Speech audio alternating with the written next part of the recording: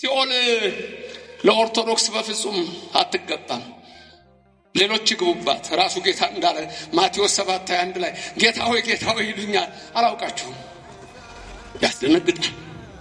ጌታ ሆይ እያሉ አላውቃችሁም። ኧረ ይገርማል። እውር አብርተን አላውቃችሁም። ማቴዎስ 7:21 ለምጻም አንጽተን በስምህ አላውቃችሁም። ማን ያን የሚያደርገው? የተዋህዶ ልጆች እግዚአብሔር የነገራችሁን ያዙ። ቆይ እስቲ እኔና እናንተ የፈለጋችሁትን ብትሉ የምንሄደው የት እንደሆነ ታውቃላችሁ? ድንግል ማርያም ያለችበት ነው የምንሄደው። ክብርና ምስጋና ይግባው እግዚአብሔር። ድንግል ማርያም ያለችበት እንሄዳለን። ስሟን ጠርተህ የትም አትወድቅም። ንገሩኛ። ያ ሁ ሂ ሃ ምስጢረ ስጋዌ፣ ሄ ምስጢረ ጥምቀት፣ ህ ምስጢረ ቁርባን፣ ሆ ምስጢረ ትንሣኤ ሙታን። ኦርቶዶክስ ይችናል፣ ተዋህዶች ናት፣ ክርስትናችን ናት። በእያንዳንዱ ነገር የፊደል ትምህርት ረቂቅ ነው። በዚህ ቤተክርስቲያን ያደረገን ስሙ የተመሰገነ ይሁን። አልፋ አሌፍ ነው። አሌፍ ከሱ በፊት ምንም ፊደል የለም። ከአ በፊት ምንም ፊደል የለም። ከሀ በፊት ምንም ፊደል የለም። አልፋው እኔ ነኝ። ከኦ በኋላ ምንም ፊደል የለም። አልፋና ኦሜጋ እኔ ነኝ። ዓለማትን የፈጠርኩ እኔ ነኝ። ሰማያትን የዘረጋሁ እኔ ነኝ። ምድርን በኋላ ያጸናሁ እኔ ነኝ። ሰባቱን ሰማያት የሰራሁ እኔ ነኝ። የሰው ልጅ የፈጠርኩ እኔ ነኝ። ከሱ ውጪ ፈጣሪ የለም። መኑ ይመስለከምና ማለት እግዚኦ። የዚህ ዓለም ጣዖታት፣ የዚህ ዓለም መሪዎች አንድ ብርጭቆ ውሃ ማምጣት አይችሉም። የኔና የናንተ አምላክ የሰራዊት ጌታ ኢየሱስ ክርስቶስ ሰማይን የዘረጋው ነው። ምድርን የመሰረተው ነው። አሕዛብን ሁሉ በገንቦ ውስጥ እንዳለ ትንሽ ጠብታ፣ በሚዛን እንዳለ ትንሽ ትቢያ የሚያይ የኔና የናንተ አምላክ ስሙ እግዚአብሔር ነው። ለዘላለም የተመሰገነ ይሁንልን። ድሮ ወንድሞቻችን ምን ይሉ ነበር? እናንተ መቅደስ ስሩ እኛ እንወርሳለን ይሉ ነበር። አሁን ግን የተገላቢጦሽ ነው። አሜሪካ እኛ የፕሮቴስታንቱን ቸርች እየገዛ ነው። አውሮፓ የካቶሊኩን እየገዛ ነው። አሐዱ አብ እየተቀደሰበት ነው። ድንግል ማርያም እየተነገረችበት ነው። የእግዚአብሔር ታቦት እየገባበት ነው። አመስግኑት እግዚአብሔርን ከፍ ባለ ድምፅ። ስሙ የተመሰገነ ይሁን። ማን የፈጠረን? እግዚአብሔር። አራት ጥያቄዎችን መመለስ ይኖርባቸዋል። አራት ወሳኝ ጥያቄዎች። እነዚህ አራት ወሳኝ ጥያቄዎች ከባድ ናቸው። ምን ናቸው አራቱ ጥያቄዎች? ከኔ ቀጥላችሁ ተናገሩ። እኔ ማን ነኝ? መምህር ዘበነ። ከኔ ቀጥላችሁ በሉ ነው ያልኩት። አስቀዳሽ ናችሁ? ታስቀድሳላችሁ? ነው እሑድ ትተኛለህ? ማታ ቅዳሜ ማታ ቲክቶክ እስከ ሌሊቱ 8 ሰዓት ወሬ፣ ዝሙት፣ ከንቱ ነገር፣ መለፍለፍ፣ ንትርክ። ከዛ በኋላ እሑድ ጠዋት የለህም። ቅዳሴውን ቄሱ አሐዱ አብ ሲል የለህም። ቁርባኑ ላይ የለህም። እስመ ኃያል አንተ ላይ የለህም። ተኝተሃል። የታመመ ሰንኳ በዕለተ ሰንበት በቤቱ አይተኛ። በወሰካ በገረገራው ያምጡትና ይስማ ይላል። የት ነው ያለው? በስመ አብ ወወልድ ወመንፈስ ቅዱስ አሐዱ አምላክ አሜን። በዚህ ቅዱስ ስፍራ እግዚአብሔር አምላክ በሚወደው ደጅ የተሰበሰባችሁ አእይንተ እግዚአብሔር አበው ካህናት፣ አኀው ዲያቆናት፣ መዘምራን፣ የቤተ ክርስቲያን ጌጦቿ ምእመናን፣ አባቶቼ፣ እናቶቼ፣ ወንድሞቼና እህቶቼ፣ እግዚአብሔር አምላክ የሚወዳችሁ ሕፃናት ጭምር ሰላም እግዚአብሔር ከሁላችን ጋር ይሁን። እንደምን አላችሁ? የአብ ጸጋ፣ የወልድ ቸርነት፣ የመንፈስ ቅዱስ ኅብረት አንድነት በሁላችን ላይ አድሮ ይኑር። ረድኤተ እግዚአብሔርን አጋዥ በማድረግ በዚህ በታላቁ ደብር በቅዱስ ሚካኤል በሲኤምሲ ደብረ ጽባህ የምንማርበት የትምህርታችን ርዕስ በዚህች ዓመት ደግሞ ተዋት በሚል ኃይለ ቃል ይሆናል። ሰው ለሰው አስታዋሽ ነው። ሰው ለሰው አሳሳቢ ነው። በልቡና የሚያሳድር በአእምሮ የሚቀርጽ የቃሉ ባለቤት ሕያው እግዚአብሔር የምትሰሙትን ቃል ሁሉ በልቡናችሁ ጽላት ይጻፍላችሁ። ለእኔም ለምናገረው ማስተዋልና ጥበቡን እንዲያድለኝ ሁሉ ጊዜ በጸሎታችሁ የቃሉን ደጅ እንዲከፍትልኝ አስቡኝ። የቃል የሚሰማችሁ ሁሉ ሐሳብ ሕሊናችሁ በሰማያት ይኑር። ያላችሁበትን ስፍራ እወቁ። የጽድቅንም ቃል ደስ በሚያሰኙ ጆሮዎች አድምጡ። አንድም እንኳ በዚህ ቅጽር የራሱን ወሬ የሚያወራ ሰው ከቶ አይሰማ። ምድርን ባያት ጊዜ እንድትንቀጠቀጥ ለሚያደርጋት ደሴቶችንም ለሚያቀልጠው ኃያልና ብርቱ አምላክ ከዚህ ሰዓት ጀምራችሁ ሁላችሁም ልቡናችሁን ለሰራዊት ጌታ ለእግዚአብሔር አስማርኩ። በዚህች ዓመት ደግሞ ተዋት። ቃሉ የመልአክ ነው። ንግግሩ ከእግዚአብሔር ነው። ወንጌሉን የጻፈው ከአራት ወንጌላውያን አንዱ የሆነው በገጸ ንቦሳ የሚመሰለው ጠቢቡ ቅዱስ ሉቃስ ነው። ምሳሌውን የነገረን ራሱ ባለቤቱ ኢየሱስ ክርስቶስ ነው። በልብ መታሰቡ በቃል መነገሩ ከፍ ከፍ ይበል። በሉቃስ ወንጌል ምዕራፍ 13 ላይ ከቁጥር 6 ጀምሮ እስከ 9 ያለ ቃል የምታውቁት ቃል ነው። በዚህም በቅጽር ባላችሁት በዚህም ባሉት ወንድሞቻችን ሚዲያ ለምትከታተሉ ሁሉ ባላችሁበት በእኔና በእናንተ ላይ አምላካችን መንፈስ ቅዱስ ይደር። ቃሉ እንዲህ ይላል። አሜን ላላችሁ አሜን ይበላችሁ፣ አሜን ያላሉትን አሜን ያሰኝልን። የሉቃስ ወንጌል ምዕራፍ 13 ከቁጥር 6 እስከ 9 ይህንን ምሳሌ አለ። ለአንድ ሰው በወይኑ አትክልት የተተከለች በለስ ነበረችው። ፍሬም ሊፈልግባት መጥቶ ምንም አላገኘም። የወይን አትክልት ሰራተኛውንም እነሆ ከዚች በለስ ፍሬ ልፈልግ 3 ዓመት እየመጣሁ ምንም አላገኘሁም፣ ቁረጣት፣ ስለምን ደግሞ መሬቱን ታጎሳቁላለች አለው። እርሱ ግን መልሶ ጌታ ሆይ ዙሪያዋን እስክኮተኩትላትና ፋንድያ እስካፈስላት ድረስ በዚች ዓመት ደግሞ ተዋት፣ ወደፊት ብታፈራ ደህና ነው፣ ያለዚያ ግን ትቆርጣታለህ አለው። ስለ ቃሉ አምላካችን እግዚአብሔር የተመሰገነ ይሁን። ምዕራፉ ሉቃስ ነው፣ 13 ነው። ወንጌላዊ ማን ነው የሚጽፈው?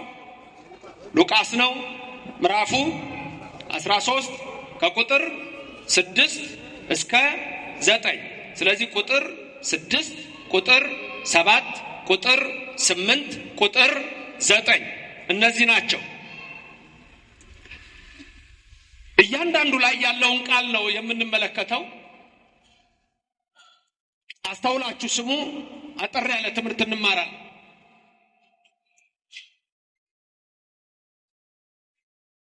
የመጀመሪያው ቁጥር 6 ላይ የምታዩት ይህንን ምሳሌ አለ።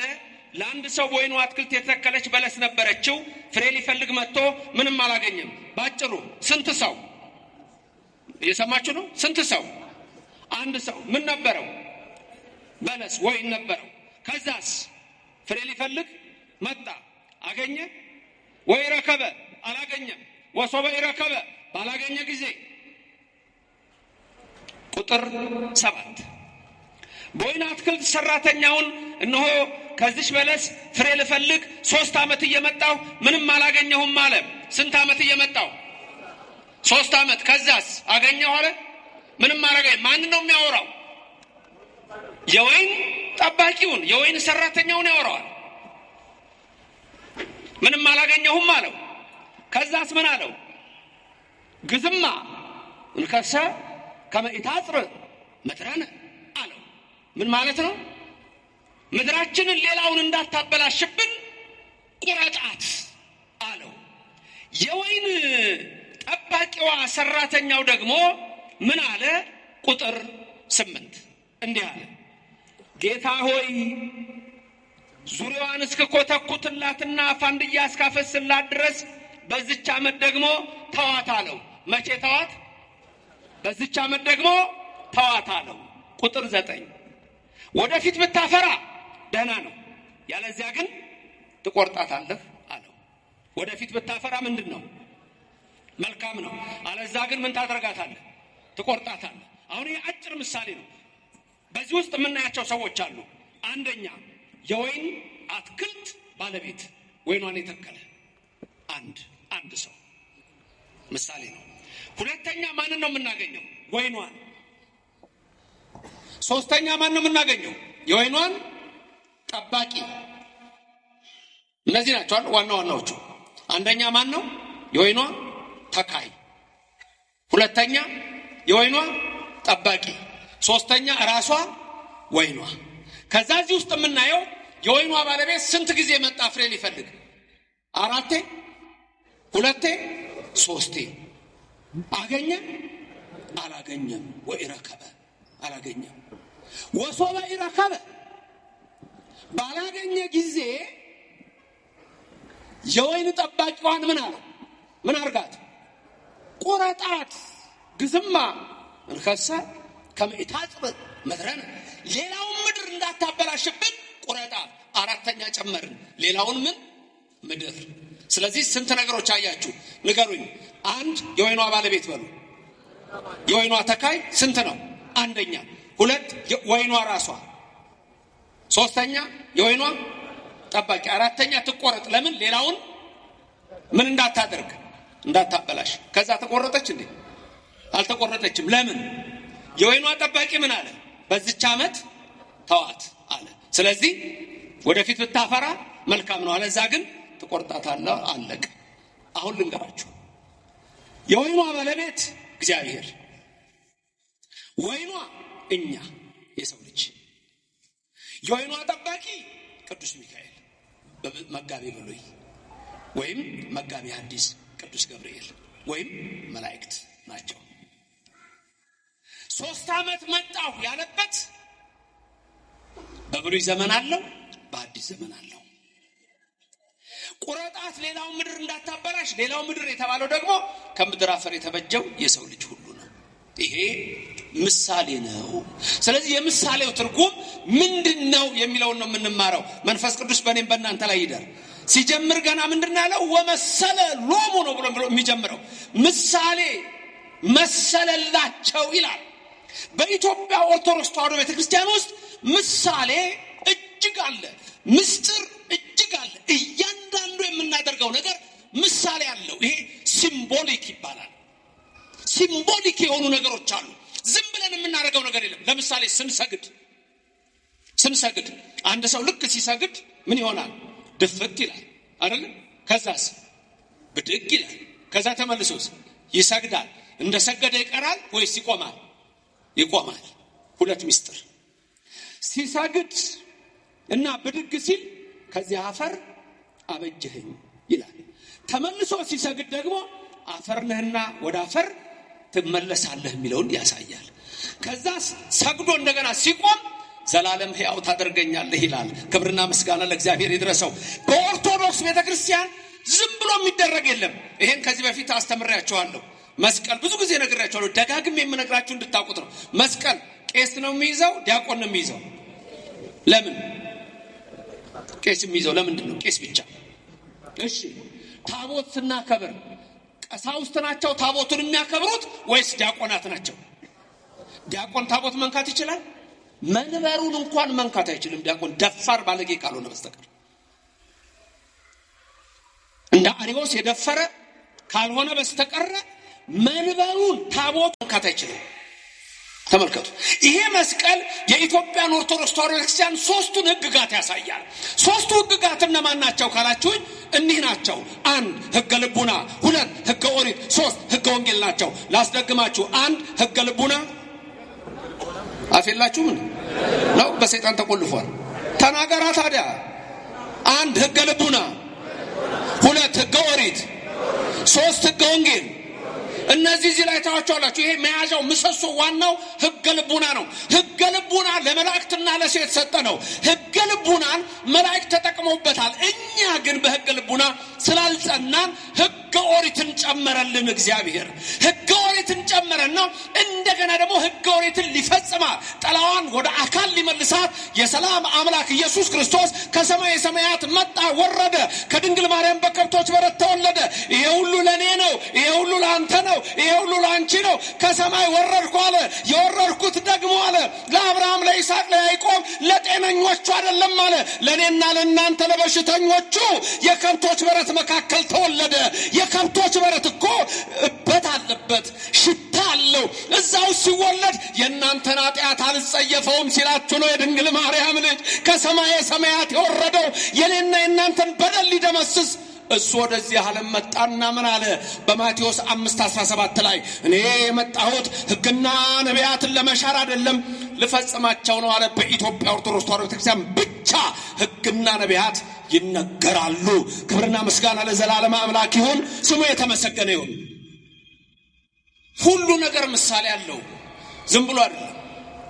አሁን ዲያቆኑ ተንሱ ለጸሎት ይላል።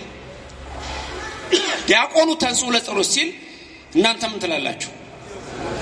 ምን እንደምትሉት? እግዚኦ ተሳለነ። ከዛ ቄሱ ደግሞ እጁን ይዘረጋና ምን ይላል? ምን እንደሚለው? አስቀዳሽ ናችሁ ታስቀድሳላችሁ ነው? እሑድ እሑድ ትተኛለህ፣ ማታ ማታ ቅዳሜ ማታ ቲክቶክ እስከ ሌሊቱ 8 ሰዓት ወሬ፣ ዝሙት፣ ከንቱ ነገር፣ መለፍለፍ፣ ንትርክ። ከዛ በኋላ እሑድ ጠዋት የለህም፣ ቅዳሴውን ቄሱ አሐዱ አብ ሲል የለህም፣ ቁርባኑ ላይ የለህም፣ እስመ ኃያል አንተ ላይ የለህም። ተኝተሃል። የታመመ ሰው እንኳ በዕለተ ሰንበት በቤቱ አይተኛ፣ በወሰካ በገረገራው ያምጡትና ይስማ ይላል። የት ነው ያለው? ቅዳሴው ሲጀምር እናንተ አትሰሙትም እንጂ ምን ይላል? ስላንተ ካህኑ ሲጸልይ ይላል። ስላንተ ካህኑ ሲጸልይ ሐሳብህን ወደ ያዛና ወደ አታድርግ። ስላንተ መስዋዕት ሲቀርብ መተቁምና ስማ፣ ተቀደስ፣ ተፈወስ። እግዚአብሔር በረድኤት ይጎብኘን፣ በቸርነቱም አይለየን። እና ታዲያ ዲያቆኑ ተንሱ ሲል እናንተ ምን ትላላችሁ? እግዚኦ ተሳለነ። ካህኑ ምን ይላል? ሰላም ለኩልክሙ።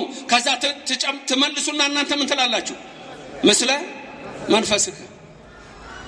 እንደሱ ነው። ዲያቆኑ ተንሱ ለጸሎት የሚለው የአዳም ምሳሌ ነው። ተመልከቱ። ወመሰለሎሙ ሁሉ ነገር በምሳሌ ነው።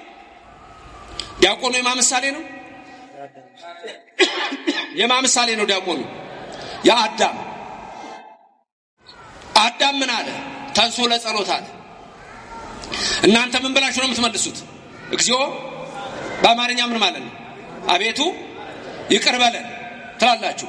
አቤቱ ይቅር በለን የምትሉት እናንተ ደግሞ በሲኦል ውስጥ ያሉ የነፍሳት ምሳሌ ናችሁ። ሰላም ለኩልክሙ የሚለው ቄስ የኢየሱስ ምሳሌ ነው። ካህኑ የያዘውም ስልጣን የኢየሱስ ነው። ካህኑ ኃጢአተኛ ሆነ ጻድቅ ሆነ የምትሰራዋ እሱ ጋር ያለችው ያቺ የኢየሱስ ክርስቶስ ስልጣን ናት። ካህናትን የሰጠን እግዚአብሔር ስሙ ለዘላለም የተመሰገነ ይሁንልን። ከዛ ካህኑ እጁን ዘርግቶ ሰላም ለኩልክሙ የሚለው የኢየሱስ ምሳሌ ነው። ከዛ እናንተ ደግሞ ምን ትላላችሁ? ምስለ መንፈስከ። በትርጓሜው እንደ ቃልህ ይደረግልን የሚል ነው። ምስለ መንፈስከ ከመንፈስ ጋር የሚለው እንደ ቃልህ ይደረግልን። ምን ሆነ መሰላችሁ? በሐሙስ ዕለት ወበመንፈቅ ዕለት ትወለድ ሞለት ተወለድከ። አዳም ሔዋን አድናችኋለሁ ከ5 ቀን ተኩል በኋላ ከልጅ ልጅ ተወልጄ አድንሃለሁ። ይሄ የት ነው የሚገኘው? ከ81 መጽሐፍ በሆነው በአንዱ በቀለሚንጦስ ነው የሚገኘው። ቀለሚንጦስ ላይ ነው ይሄ ያለው። ከ5 ቀን ተኩል በኋላ ተወልጄ አድንሃለሁ። የተለየች ዕለት አለች፣ የተመረጠች ዕለት አለች። ቅዱስ ጳውሎስ ሐዋርያ ብርሃነ ዓለም የገላትያ ሰዎችን ሲያስተምራቸው በምዕራፍ 4 ቁጥር 5 ላይ ምን ይላል? የዘመኑ ፍጻሜ በደረሰ ጊዜ እግዚአብሔር አምላክ ከሴት የተወለደውን ከሕግም በታች የሆነውን አንድያ ልጁን ወደኛ ላከው ይላል። ስንት ልጁን ምን አደረገው? ወደኛ መጥቶ ያዳነን ክብርና ምስጋና ይግባው የዘላለም አምላክ ኢየሱስ ክርስቶስ። አንድያ ልጁን። የዘመኑ ፍጻሜ የሚለው 5500 ነው። ከዛ አዳም እችን ዕለት ይጠብቃል። የተፈጠረባትን ያችን ዕለት ዛሬ እኮ ነው አድነሃለሁ ያለኝ አለና ነፍሳቱ ምን አላቸው? ለጸሎት ተነሱ። ዲያቆኑ ተንሱ ለጸሎት ያሉት እሱን ነው።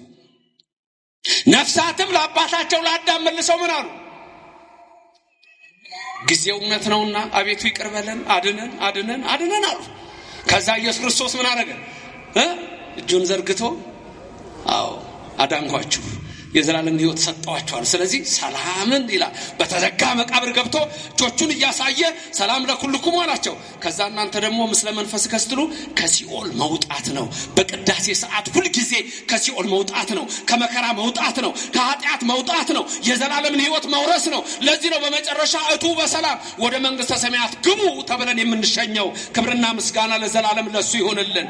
እያንዳንዱ ነገር ምሳሌ አለው። ይሄ መስቀል ያስኩት ገልቡና ነው። ዲያቆናይዝም ያልኳችሁ ለመሰላችሁ ከታች 4 ማዕዘን ቅርጽ አላት አይደል? እሷ የታቦቱ ምሳሌ ናት። ለዚህ ነው ዲያቆን የማይዘው፣ ታቦት መንካት ስለማይችል እችን አይዝም። አያችሁ? ከላይ ደግሞ ሕገ ወንጌሉ ነው፣ መስቀሉ ነው፣ ደሙ የፈሰሰበት ነው። ሁሉ ነገራችን እንዲህ ነው። ለምሳሌ ከታቦቱ ወንዶች በስተቀኝ ይቆማሉ፣ ሴቶች በስተግራ ይሆናሉ። ይሄ ደግሞ ምንድነው? ምሳሌው በኖህ መርከብ ውስጥ የሆነው ነው። ኖህ አጽማ አበውን በመካከል አደረገ። ከዛ በኋላ ወንዶቹን በዚህ ሴቶችን በዚህ አደረገ። ስለዚህ በመቅደሱ ሁሉ ጊዜ ስትቆሙ ወደዚህ ፊታችሁ ሲሆን ሴቶች በምን ይሆናሉ? በስተቀኝ፣ ወንዶች በምን ይሆናሉ? በስተግራ። ራቱ ታቦቱ ደግሞ ሲያያችሁ ወንዶች ቤት ይሆናሉ በስተቀኝ፣ ሴቶች ቤት ይሆናሉ በስተግራ። ይሄ እያንዳንዱ ነገር ያለው በኢትዮጵያ ኦርቶዶክስ ተዋሕዶ ቤተክርስቲያን ብቻ ነው። በዚህች እምነት ውስጥ ያደረገን እግዚአብሔር ስሙ የተመሰገነ ይሆንልን። ወደ ሉቃስ 13 ቁጥር 6 እንመለስ። ስንት ሰዎች ወይን ተከሉ? ስንት ሰዎች ወይን ተከሉ አላችሁ? ስንት ሰው? አንድ ሰው የተባለ ማን ነው? እግዚአብሔር። ወይን የተባለ ማን ነው? እኛ። እግዚአብሔር ሰውን ፈጠረ። በቃ የመጀመሪያው ትምህርታችን እግዚአብሔር ሰውን ፈጠረ ነው። እያንዳንዳችን እኛ ምንድነን? ፍጡር ነን። ለስም አጠራሩ ክብር ምስጋና ይግባው። ማን የፈጠረን? እግዚአብሔር። 4 ጥያቄዎችን መመለስ ይኖርባቸዋል። 4 ወሳኝ ጥያቄዎች። እነዚህ 4 ወሳኝ ጥያቄዎች ከባድ ናቸው። ምን ናቸው 4ቱ ጥያቄዎች? ከኔ ቀጥላችሁ ተናገሩ። እኔ ማን ነኝ? መምህር ዘበነ ከኔ ቀጥላችሁ በሉ ነው ያልኩት። እኔ ማን ነኝ? ከየት መጣው? እዚህ ምን እሰራለሁ? መጨረሻዬ ወዴት ነው? እነዚህ 4 ጥያቄዎች በጣም ከባድ ናቸው። ያዟቸው። አንደኛ እኔ ማን ነኝ? It's a question of identity ይባላል። It's a question of identity። ይሄ philosophical religious philosophy ነው። ወሳኝ ነገር ነው። Who am I? እኔ ማን ነኝ? ምንድን ነኝ? መልሱ ፍጡር ሰው ነኝ። ምሳሌ መሰለላቸው። አንድ ሰው የወይን አትክልት ነበረችው፣ ተከለ። ይሄንን ምድር ፈጠረ፣ ሰውን ፈጠረው። ምሳሌ 9:1 ጥበብ ቤቷን ሰራች፣ 7 ምሰሶች አቆመች፣ ባሮቿን በረጅም ስብከት ላከች፣ ወይኗን ጠመቀች፣ ፍሪዳዋን አረደች ይላል። ጥበብ ቤቷን ሰራች። አንቺ አላት። እግዚአብሔር አንቺ የሚባል አይደለም፣ ግን በእኛ ትምህርት አንተ አቡነ ወአንተ እምነ እንለዋለን። ተናገሩ። አንተ አቡነ ወአንተ እምነ ምንድነው ያላችሁት? አንተ አባታችን ነህ፣ አንተ እናታችን ነህ። ሩህሩህ የሆነ እግዚአብሔር ለስም አጠራሩ ክብር ምስጋና ይግባው። እግዚአብሔር አምላክ ይሄንን ዓለም ፈጠረው፣ ይሄንን ዓለም ወለደው ልንል እንችላለን። ፈጠረው። ስለዚህ ምን ይላል ሶሎሞን በጻፈው መጽሐፍ? ጥበብ ቤቷን ሰራች ማለት ጥበብ እግዚአብሔር ጥበብሰ መድኃኒነ ውእቱ ይላል። የኤጲፋኒዎስ ቅዳሴ ሲቀድሱ ስትሰሙ ጥበብሰ መድኃኒነ ውእቱ አለ። ጥበብሰ መድኃኒነ ውእቱ ዘዴዘወነ እንዲህ ያለ ይላል ቄሱ። መጨረሻ ላይ ጥበብማ ደሙን አፍሶ የገዛን፣ ጥበብማ በደሙ የዋጀን፣ ጥበብማ በቀራንዮ አደባባይ ስለኛ እጆቹን የዘረጋው፣ አይሁድ የናቁት ቅዱስ ሚካኤል ዝም ያለው፣ ቅዱስ ገብርኤል ሰይፉን የመዘዘው፣ 13ቱን ሕማማተ መስቀል ታግሶ በቀራንዮ አደባባይ በ5 ቅንዋት ተቸንክሮ የሾህ አክሊል ደፍቶ ጎኑ ተወግቶ በደሙ ፍሰት ያዳነን የአብ ልጅ የድንግል ልጅ ኢየሱስ ነው። ጥበብ የኛ ፈጣሪ የኛ አምላክ ለስም አጠራሩ ክብር ምስጋና ይግባው። 7ቱን ምሰሶቿን 7 ምሰሶች ይውላችሁ። መጀመሪያ ጥበብ ቤቷን ሰራች፣ ይሄንን ዓለም ሰራን። ቤት የዓለም ነው። 7 ምሰሶ ደግሞ ስንት ቀኖች አሉ? 7። ከምን ቀን ይጀምራል? እሁድ 1፣ ሰኑይ 2፣ ሰሉስ 3 እያለ አይደል የሚቀጥለው እስከ ቀዳሚ ሰንበት ድረስ። ፍጥረት የጀመረው መቼ ነው? እሁድ ቀን። ተመልከቱ፣ ስንት ናቸው? 7። የኢትዮጵያ ፊደል ስንት ነው መሰረቱ? 7። ስትማሩ ምን ነበር የምትሉት? ህፃኑ ናቸው የተማረ ቄስ ትምህርት ቤት የተማረ እስቲ ቄስ ትምህርት ቤት የተማረ ሌላው ሀ ተገልብጦ በሆነበት ዘመን ነው የተማረው ማለት ነው። ምንድነው ያላችሁ የተማራችሁት? ሀ ግዕዝ፣ ሁ ካዕ፣ ሂ ሳልስ ንገሩኛ። ሀ ራብዕ፣ ሄ ሐምስ፣ ህ ሳድስ፣ ሆ ሳብዕ አይደል? እንዴት ያይዘን ልጆቹ ነን። በቃ መርጌታ ጽጌ ጋኛ የንታረገውናቸው ፊደል ያስቆጠሩኝ አባ ሰላም ስንጀምር እንዴት ያይዘው በቃ ግዕዝ፣ ሁ ካዕ፣ ሂ ሳልስ እንላለን። ሀ 1 ማለት ነው። ሁ 2 ማለት ነው። ከዛ 7 እታት እየተቀያየሩ ወራት አውራህ ከዛ ወደ ዓመት ይሄዳሉ። የሚገርም ግን ልንገራችሁ፣ ፊደሉ ዲሲማል ፖይንት ሁሉ ልታወጡ ይችላላችሁ። ለምሳሌ ሀ 1 ነች፣ ሁ 1.2 ነች፣ ሂ 1.3፣ ሀ 1.4፣ ሄ 1.5፣ ህ 1.6፣ ሆ 1.7፣ ለስንት ነች? 2። ሉ 2.2፣ ሊ 2.3። የቤተ ክርስቲያን ትምህርት እናንተ ግሩም እኮ ነው። ፊደላችን ራሱ እኮ ሚስጥር ነው። ቆይ ሌላ ልንገራችሁ እንጂ ገና ጨምርላችኋለሁ። መንፈስ ቅዱስ በእኔም በእናንተ ይደር። ሀ የማ ምሳሌ ነው? የአብ። ሀ የማ ምሳሌ ነው? የአብ። ሁ የማ ምሳሌ ነው? ቀጥሎ የወልድ። ትንሽ ከነገሯችሁ መሄድ እኮ ነው እናንተ። ሂ የማ ምሳሌ ነው? የመንፈስ ቅዱስ ምስጢረ ሥላሴ። ሀ የአብ፣ ሁ የወልድ፣ ሂ የመንፈስ ቅዱስ። ሀ ራብዕ የምስጢረ ሥጋዌ። ተመልከቱ፣ 7ቱ ምስጢራት፣ 7ቱ ዕለታት። ሀ ራብዕ የምስጢረ ሥጋዌ፣ ሄ የምስጢረ ጥምቀት። ምስጢራቱን አታውቁም እንዴ? ነው አልተስማማችሁም? አልተስማሙም እንዴ መምህርዬ? አልተስማሙኝም እነዚህ ሰዎች። እየተስማሙ ነው፣ እየነገርኩ ነው ለመምህራችሁ። ሀ የማ ምሳሌ ነው? ንገሩኛ። የአብ፣ ሁ፣ ሂ። ሀ ምስጢረ ሥጋዌ፣ ሄ ምስጢረ ጥምቀት፣ ህ ምስጢረ ቁርባን፣ ሆ ምስጢረ ትንሣኤ ሙታን። ኦርቶዶክስ ይችናል፣ ተዋህዶችናል፣ ክርስትናችናል። በእያንዳንዱ ነገር የፊደል ትምህርት ረቂቅ ነው። በዚህ ቤተ ክርስቲያን ያደረገን ስሙ የተመሰገነ ይሁን። ስለዚህ እግዚአብሔር ኢየሱስ ክርስቶስ ምን አለ? አልፋ ወኦ እኔ ነኝ አለ። አልፋ ኦ አልፋ ኦሜጋ የግሪኩ ነው። በእኛ አልፋ ወኦ ነው። አልፋ አሌፍ ነው። አሌፍ ከሱ በፊት ምንም ፊደል የለም።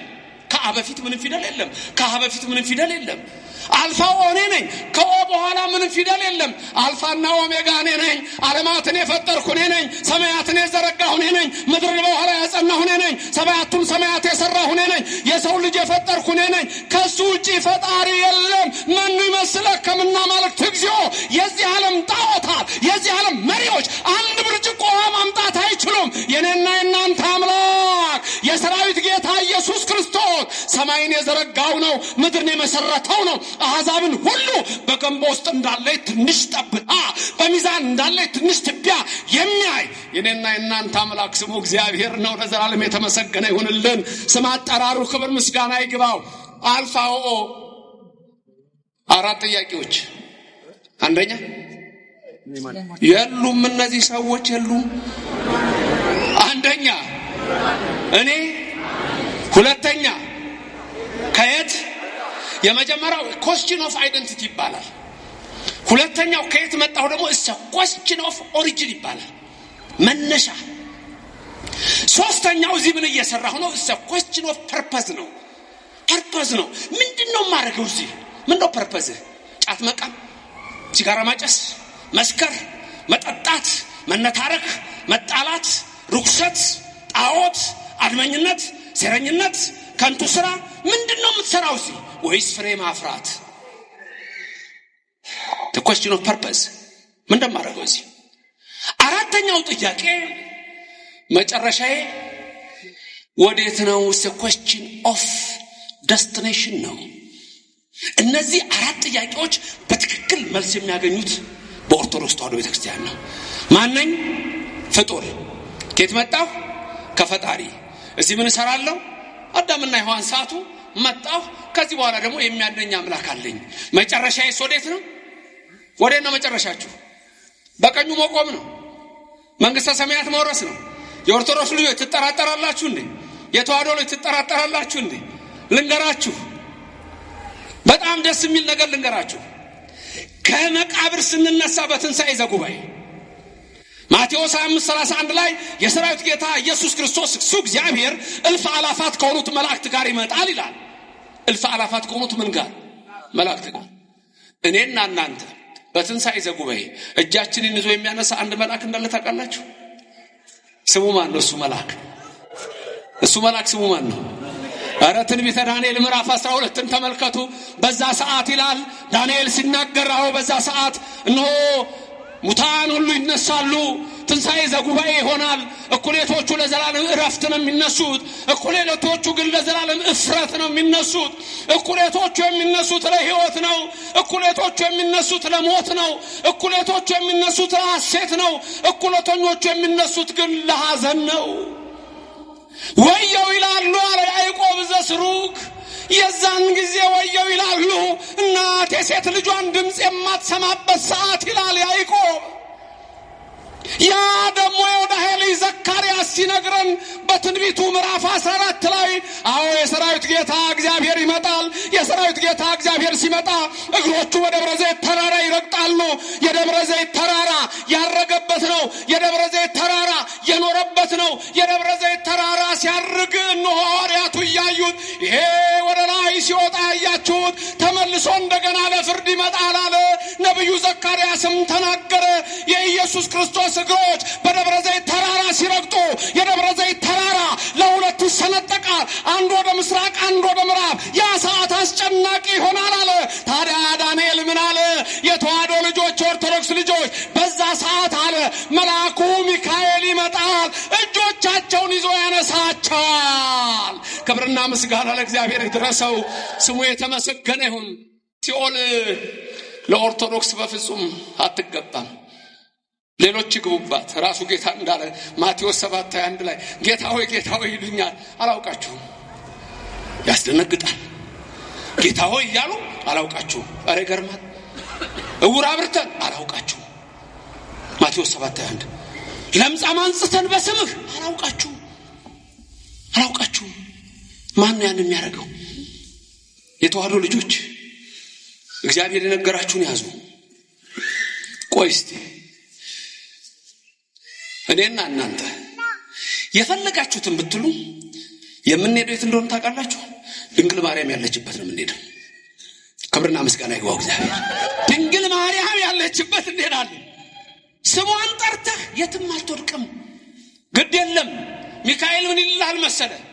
በዚህች ዓመት ተዋት፣ በዚህች ዓመት የንስሐ ሕይወት ለሁላችን። በንስሐ ሕይወት ውስጥ ያለ ሰው ሲኦልን አያትም። ያ ነው የኔና የናንተ ተስፋ። የኔና የናንተ ተስፋ የንስሐ እንባ። ይቅር በለኝ። ሰዎች ነን፣ እንቆሽሻለን። ልብሳችን እኮ አሁን ካልታጠበ ይቆሻል፣ ቆሾ ይታጠባል። እኔና እናንተንም በንስሐ ሕይወት የሚያጥብ እግዚአብሔር ከኔና ከናንተ ጋር ይሁን።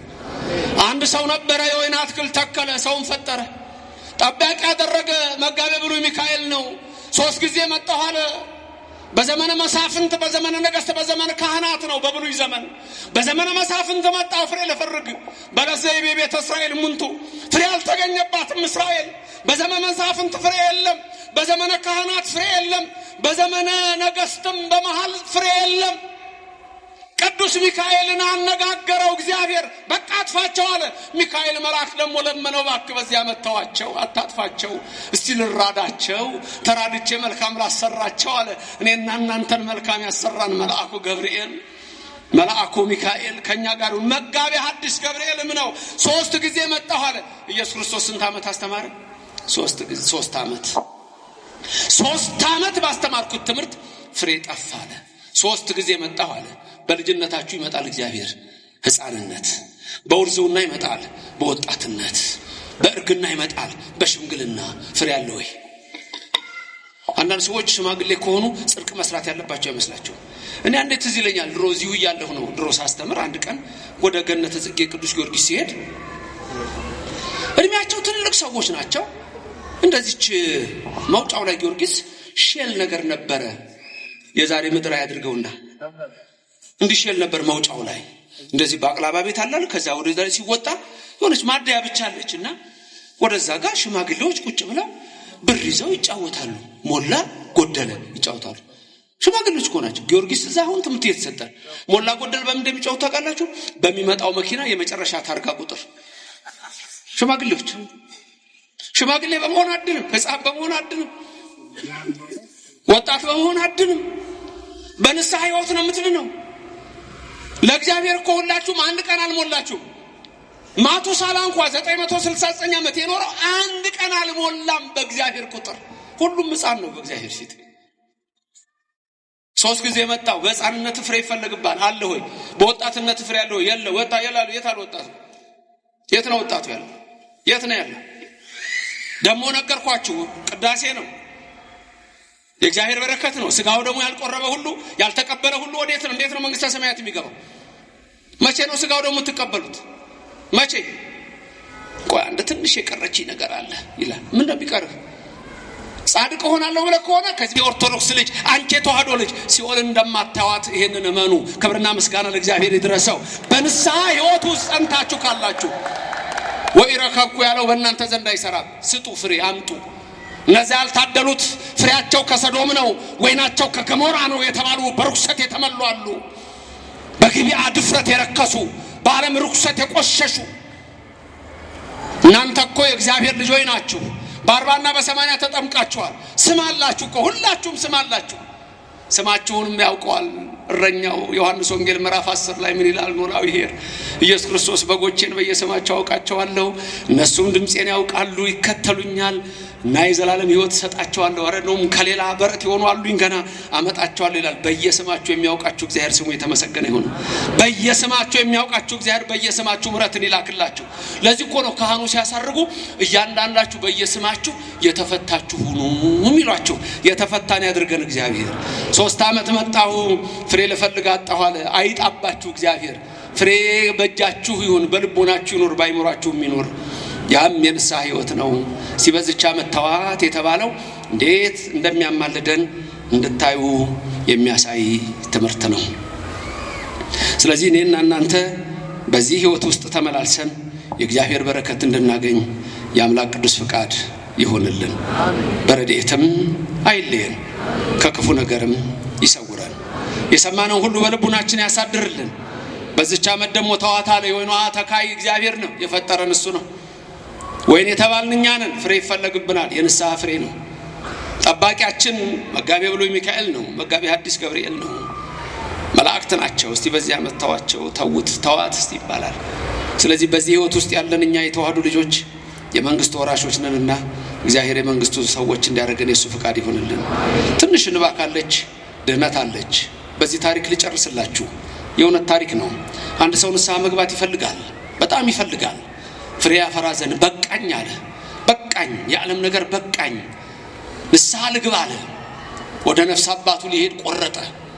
ሌሊት ሊነሳ ሲል ለነፍስ አባቱ እመቤታችን ተገለጠችለት። እመቤታችን ተገለጠችና ጽዋ ሰጠችው። አንድ ሰው ይመጣል ወደ አንተ፣ የእሱ ንስሐ ነው። ይህን ጽዋ ውሃ ሙላ በለው። በቃ ልክ እመቤታችን ይሄን ብላው ያ ሰው ደረሰ ወደ ነፍስ አባቱ። አባቴ ኃጢአቴ በደሌ የበዛ ነው፣ ቀኖና ስጠኝ አለው። እሺ ልጄ ያንተ ቀኖና ይሄ ነው፣ እችን ጽዋ ውሃ ሞልተና አለው።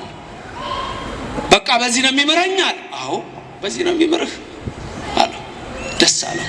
ታዲያ ከወንዝ ነው የምትቀዳው አለ። እሺ ወደ ወንዝ ሄደ። ሲሞላት አትሞላም፣ ቀርታለች ትንሽ። ሞልተና ነው ያለው። ወደ ምንጭ ይሄዳል፣ ወደ ወንዝ ይሄዳል፣ ወደ ሐይቅ ይሄዳል፣ ወደ ባህር ይሄዳል። አልሞላም ማለት ተንከራቶ ተንከራቶ ተንከራቶ ወደ ነፍስ አባቱ ተመልሶ አባቴ ኧረ ምን አይነት ጽዋ ነች አልሞላ እኮ አለች። እና እንዴት ነው አለው። አይ ልጄ እኔም ታዝዤ ነው አለው። እና እግዚአብሔር አይመረኝም ይሄን ካልሞላ አለ። ልጄ እኔም ታዝዤ ነው። የሚቀበለውም አልመሰለው። አልሞላ እኮ አለኝ አለው። ልጄ እኔም ታዝዤ ነው። የሚቀበለው አልመሰለው። እና በእና ኃጢአቴ ልሞት ነው፣ በቃ እግዚአብሔር እኔን አይመረኝም ማለት ነው። ኃጢአቴ ብዙ ነው፣ በደሌ ብዙ ነው፣ አይመረኝም ማለት ነው አለ። አዘነ ነፍስ አባቱ። እሱም ስጥ ነው የተባለው። ከዛ በኋላ የሚቀበለውም አልመሰለው። እንግዲህ ካልማረኝ ምን አደርጋለሁ አባቴ ተቀበለኝ አለው። ካህኑም እጁን ዘርግቶ ሊቀበለው ሲል ከልቡ ፈነቀለውና በቃ አይመረኝም ምን ብሎ እንባው ባይኑ ቢፈስ አንዲት እንባ ተፈናጥቃ ወደ ጽዋው ብትሞላ ጽዋው የዛን ጊዜ ሞልቶ ተረፈ። ክብርና ምስጋና ለእግዚአብሔር ይድረሰው። ከኔና ከናንተ የሚጠበቀው ትንሽ እንባ ናት። ማረኝ ማረኝ ማረኝ የምትል ትንሽ እንባ ነች። ይቅር በለኝ ነው። ቀራንዮ ማለት እኮ ይሄ ነው። ሁሉ ነገር ሲጀምር በምሳሌ ነው ብያችሁ የለ። የመጨረሻ እግዚኦታ ስንቴ እንደሚባል በሱ ልጨርስ። ማረኝ ነው አይደል? እግዚኦ እግዚኦ እግዚኦ እግዚኦ እግዚኦ ባህርነ ክርስቶስ አይደል? እግዚ እያለ ካህኑ ያዘማል። ስንት ጊዜ ነው በአብይ ዜማ መጀመሪያ የሚያዘማው ካህኑ? እናንተ የምትቀበሉ ስንት ጊዜ ነው? ቄሱ ስንት ያዘማል? 3። እናንተ ስንት ታዘማላችሁ?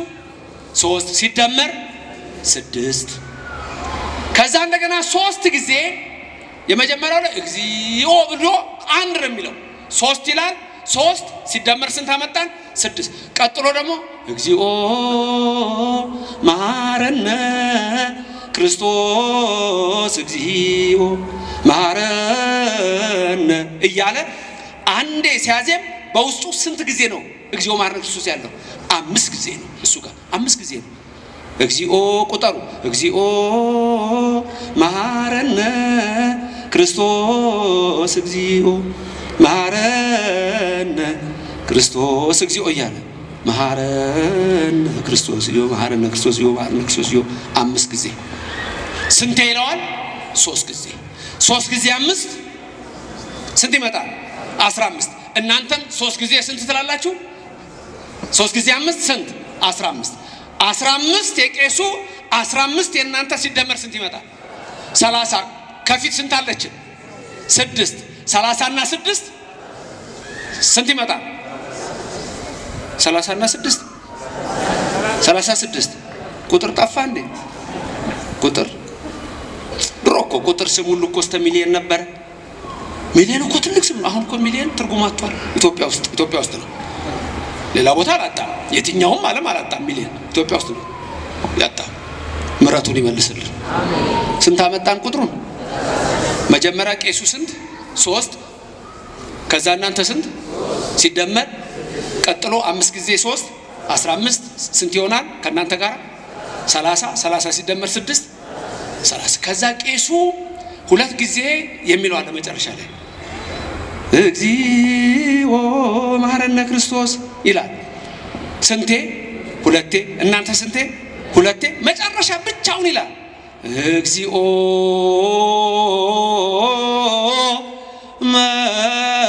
መሐረነ ክርስቶስ ይላል።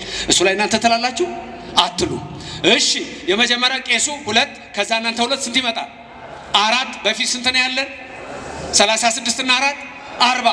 ብቻዋን የሚላት ደግሞ የለችም። አንድ ላይ ስንት ይመጣል? 41። ጌታን የገረፉት ከ40 ትርፎ አይደል 41። ያ ደግሞ እግዚኦ ማለት ነው ማሬ ለቅሶ ነው። ዲያቆኑ ደግሞ ምን ያደርጋል? በዛ ሰዓት ምርዋ ይመታል። መረዋ ደወል አይደወልም። የመላእክት ለቅሶ ነው። የእመቤታችን ለቅሶ ነው። ኦርቶዶክስ መሆን መታደል ነው። እንባ ነው። የነፍስ ህይወት ይሄ ነው። የንስሐ ህይወት ይሄ ነው። ለዘማ እንከሰ ከመይታጽ ለምድረን የሚለው ለእናንተ አይሰራም። ፍሬ ማፍራት ነው። የፍሬ ሰዎች ያድርገን። አዛኝቱ ድንግል ማርያም አትለየን። ሊቀ መላእክት ከሁላችን ጋር ይሁን። ዘማሪዎች ስላሉ ትምህርቱን አጠር አድርጌያለሁ። አንዳንድ መዘመር ስላለባቸው ነው። ለመምህርም ነግሬያቸዋለሁ። የሰማነውን በልቦናችን ያሳድርልን። እግዚአብሔር በረድኤቱ አይለየን። ሌላው በጣም ስለዚህ ቦታ ደስ እንዳለኝ መናገር እፈልጋለሁ። ቀጥታ ተከታትያለሁ። የነ ዶክተር ጌታቸውን ኢንተርቪው ሰምቻለሁ።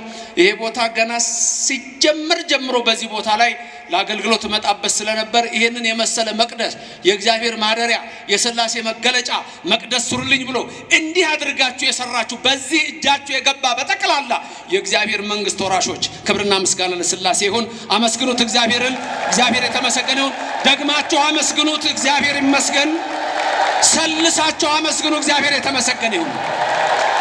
እጅግ የሚያስደስት ነገር ነው። እኔ ከመጀመሪያው ጀምሮ በልማት ኮሚቴ ከካህናቱ ከምን ሁሉ ነው ማቀውና ይሄንን ያሳየን እግዚአብሔር ስሙ የተመሰገነ ይሁን። ለፍጻሜ ያበቃን የተመሰገነ ይሁን። ድሮ ወንድሞቻችን ምን ይሉ ነበር? እናንተ መቅደስ ስሩ እኛ እንወርሳለን ይሉ ነበር። አሁን ግን የተገላቢጦሽ ነው። አሜሪካኛ የፕሮቴስታንቱን ቸርች እየገዛ ነው።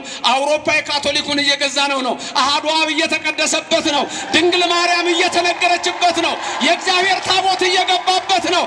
አመስግኑት እግዚአብሔርን ከፍ ባለ ድምፅ። ስሙ የተመሰገነ ይሁን። ቀንድ አረጋለሁ ጭራ አላደርግህም ያለ እግዚአብሔር የተመሰገነ ይሁን። ኃይል ፊት ነው ማረጋው አላደርግህም ያለው እግዚአብሔር የተመሰገነ ይሁን። ይሄን የመሰለ መቅደስ ሰጠን። ስሙ የተመሰገነ ይሁን። ክብር ምስጋና ይግባው። ይሄ መቅደስ ሲሰራ ሰምቻለሁ ወደ 20 ሚሊዮን ብር እዳለ ገና። እንደገና ደግሞ ይሄ ገና ሁሉ ብዙ ነገር የሚፈልግ ነው። ብዙ ነገር ይፈልጋል። ስለዚህ እኔ ባጭሩ መላችሁ በምትችሉት ሁሉ በተለይ እዚህ ውስጥ እግዚአብሔር ደግሞ ገንዘብ የሰጣችሁ ሰዎች ኑቀራው ምንድነው የቀረው በሉ። 20 ሚሊዮን ብር እዳ፣ እንደገና ደግሞ ገና ያልተሰራ ብዙ ነገር አለ። ኑ ጠይቁ። ሁላችሁም ግን ይሄንን አውቃችሁ የምትችሉትን የበረከት ሥራ ሁሉ አድርጉ። ሎሎ እግዚአብሔር ይባርካችሁ፣ ይቀድሳችሁ። ድንግል ማርያም በቀኝ በግራ ትቆምላችሁ፣ ከፊት ትምራችሁ፣ ከኋላ ትከተላችሁ። በልቡናችን ከልጇ ጋር ነግሳ ለዘላለም ትኑርልን። መዋዕለ ጾሙን አስፈጽሞ ለብርሃነ ትንሣኤው እንዲያበቃን የእሱ ቅዱስ ፍቃድ ይሁንልን። ክብርም ምስጋናም ሁሉን ለሚችል አዶናይ ኤልሻዳይ እግዚአብሔር ይሁን። ከሰማየ ሰማያት ወርዶ ደሙን አፍስሶ ያዳነን ክብር ምስጋና ይግባው። በቅዱስ ሚካኤል በቅዱስ ገብርኤል በመላእክት የሚራዳን እግዚአብሔር ክብር ምስጋና ይግባው። አያችሁ ሚካኤል ስለእናንተ እንዴት እንደሚለምን። በዚች ዓመት ደግሞ ተዋት መልአኩ ነው ያለው። አሜን ይደረግልን። ክብርም ምስጋናም ለኃያሉ አምላክ ለእግዚአብሔር።